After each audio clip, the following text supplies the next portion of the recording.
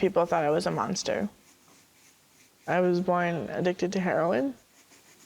When I was only 3, that I was sexually assaulted. I'm being bullied for my autism at school. I was being bullied for it. They would say I'm ugly, I'm stupid, I'm a nerd, I'm a dork. I wrote a goodbye note when I was 7 years old. The first time the suicide idea popped into my head was in middle school. Being isolated definitely led to a lot of depression, and it just made me very anxious to be different. I heard the whispers behind me. It was hard to walk down the hallways alone. I did it all day, every day. I think a lot of trans students especially suffer from so much mental health because it's not always an open place in schools to be who you are. It adds another layer of difficulty if you're kind of going through something that not a lot of people understand. I'm TJ Esser, and as a transgender person, I've experienced anxiety because society has tried to make me someone I'm not. I'm Reina Saldana, and I've experienced depression, bipolar disorder, and post-traumatic stress disorder. My name is Alex Hartwell-Pendo, and I dealt with bullying. My name's Barrett Petker. I live with depression, anxiety, and obsessive-compulsive disorder. We're here To tell you That you're not Alone.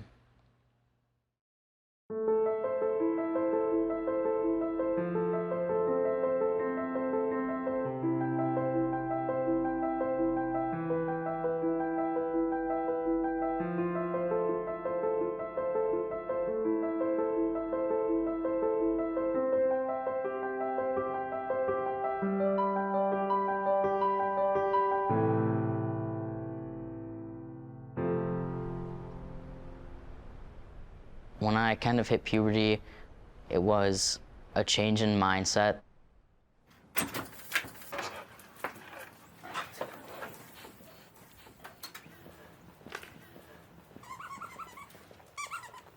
When it was time to dress up and, you know, kind of appear as very feminine, it just kind of hit me hard and caused a lot of fights with my mom.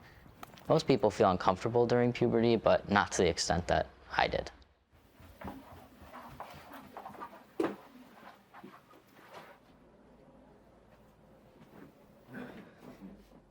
Before I started transitioning, I think I kind of just stumbled upon videos of YouTubers who were making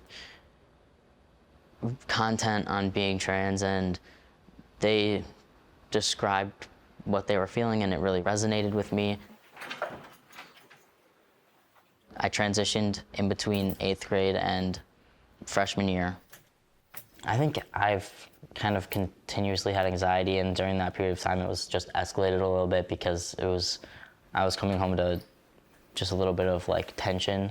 Transgender students are more likely to report feeling depressed, being made fun of, or feeling unsafe at school. Research shows 50 to 70% of youth in the justice system have diagnosable mental health conditions.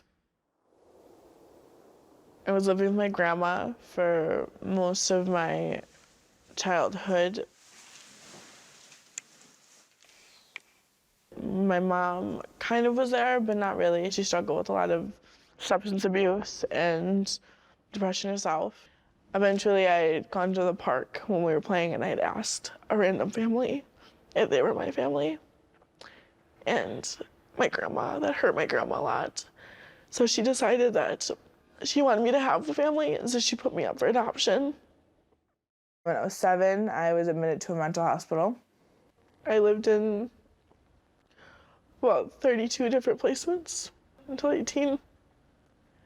I never got to do sleepovers. I never made friends. I never got to go on outings. I never got to jump on a trampoline. And I had these outbursts and I hurt people.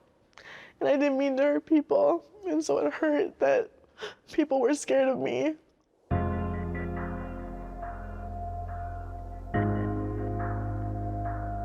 My first time going to Copper Lake, a youth prison, at first I think for me it was